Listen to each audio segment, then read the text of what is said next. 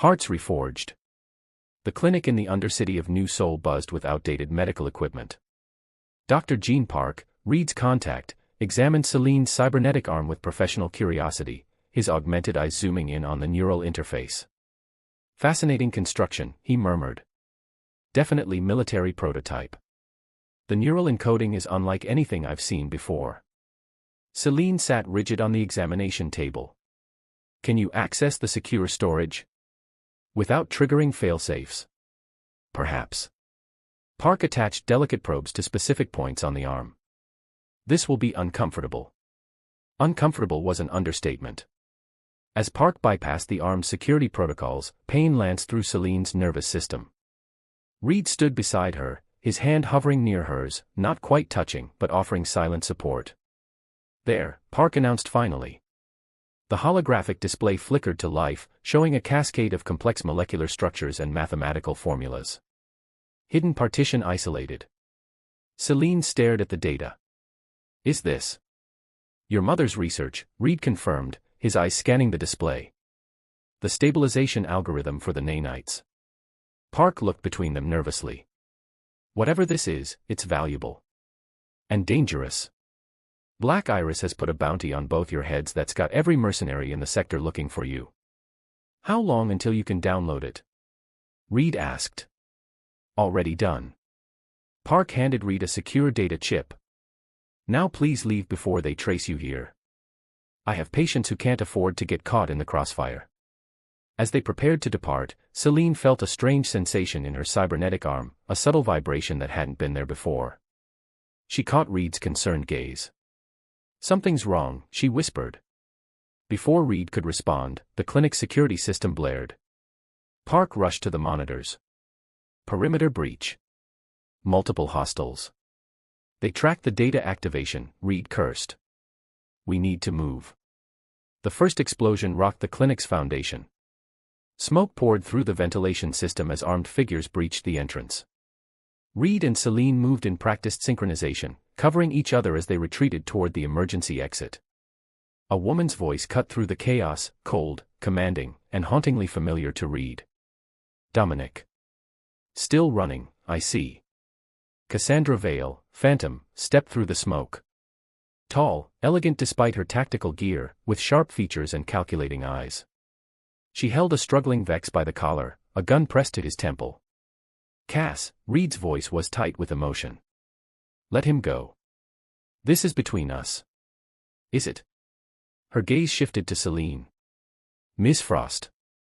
The resemblance to your mother is striking. She was equally stubborn about sharing her research. Celine's cybernetic arm whirred as rage coursed through her. You murdered my family. I eliminated obstacles to progress. Cassandra's tone was matter of fact. Your mother's work was too important to be limited by her morality. And now, you'll hand over that data, or your hacker friend joins your family. Vex's eyes met Celine's, filled with apology and fear. Don't give her anything, he managed before Cassandra struck him with her weapon.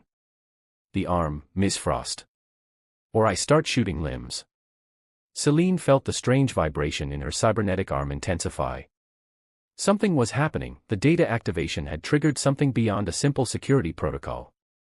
Reed must have sensed it too. He stepped forward, drawing Cassandra's attention. The data's already been transmitted to our allies. Killing us accomplishes nothing. Allies. Cassandra laughed. You're alone, Dominic. You've always been alone. That's why you were so easy to manipulate. The pieces suddenly fit together in Celine's mind. You set him up from the beginning. You were working for Black Iris even then. Give the girl a prize. Cassandra smiled coldly. Dominic was the perfect patsy, so dedicated, so trusting. When he discovered inconsistencies in the security protocols around your family, I knew he'd need to be removed from the equation. Reed's expression hardened. You drugged me that night. You made sure I couldn't save them. And you've spent 6 years trying to clear your name. Cassandra's voice held mock sympathy. So noble. So predictable. While they talked, Celine had been surreptitiously accessing her armed systems through the neural interface.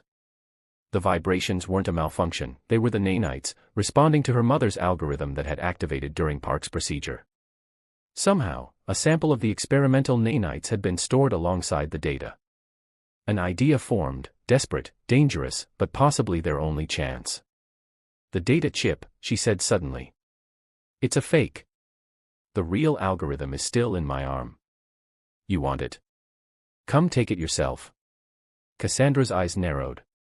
Restrain her, she ordered her operatives. As the armed figures approached, Celine concentrated on the neural connection to her arm, willing the nanites to respond. For a heart-stopping moment, nothing happened. Then, her cybernetic fingers began to shimmer with microscopic movement. The first mercenary who touched her arm screamed as nanites transferred from her metallic surface to his skin, spreading rapidly across his tactical gear. Reed, recognizing her strategy, dropped to the ground, pulling Vex down with him as chaos erupted.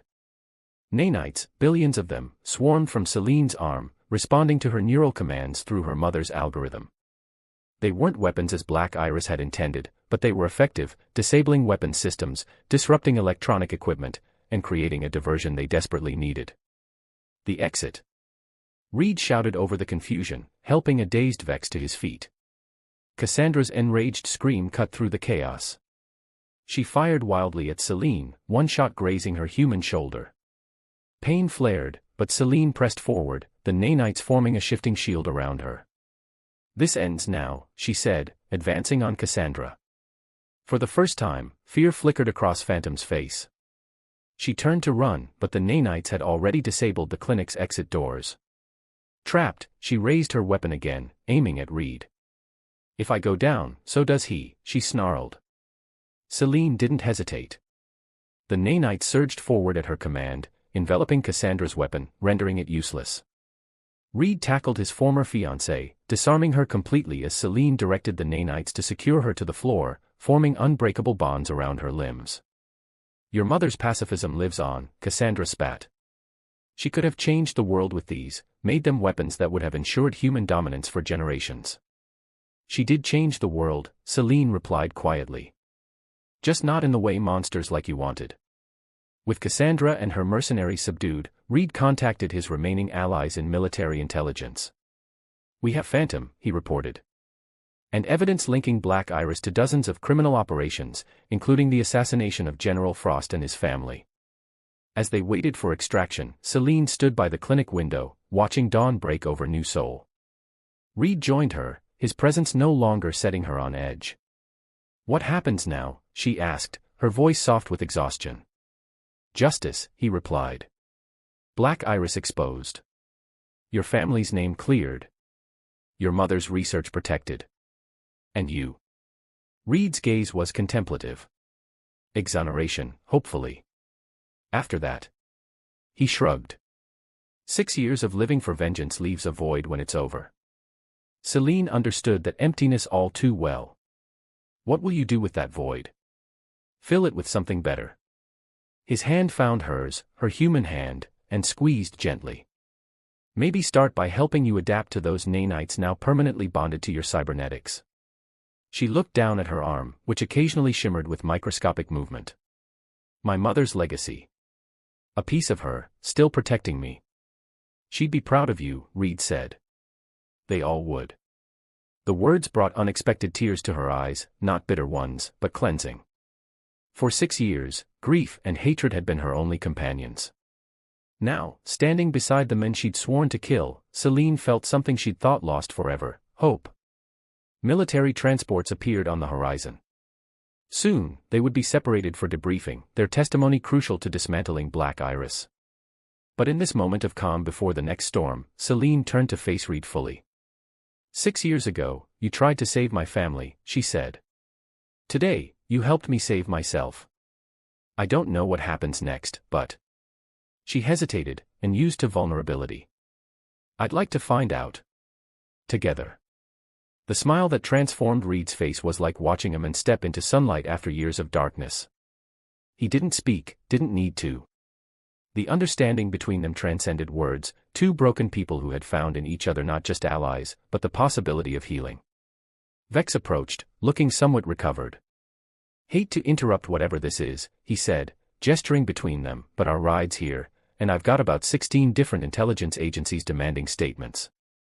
Celine nodded, but didn't move away from Reed. Tell them they'll get their statements after we've rested. The extraction team secured Cassandra and her surviving operatives. As they led her past, she paused, her eyes fixed on Reed and Celine standing side by side. You'll never be free of this, she hissed. They'll study those nanites, find a way to weaponize them eventually. Your mother's legacy will still be war. Celine stepped forward, meeting Cassandra's hateful gaze with calm certainty. No. Her legacy is standing right here. Not just the nanites, but me. The daughter who'll make sure her work saves lives, not takes them. As Cassandra was led away, Reed placed a hand on Celine's uninjured shoulder. Ready. She took one last look at the clinic where everything had changed, where hatred had given way to understanding, where vengeance had transformed into something that might, with time, resemble peace. Ready, she confirmed. Outside, the sun had fully risen over New Seoul, bathing the city in golden light. Celine Frost, daughter of General Marcus and Dr. Eliza Frost, walked toward the transport with Dominic Reed at her side. For the first time in 6 years, she moved not as a hunter fueled by hatred, but as a woman finding her way back to humanity, one step at a time.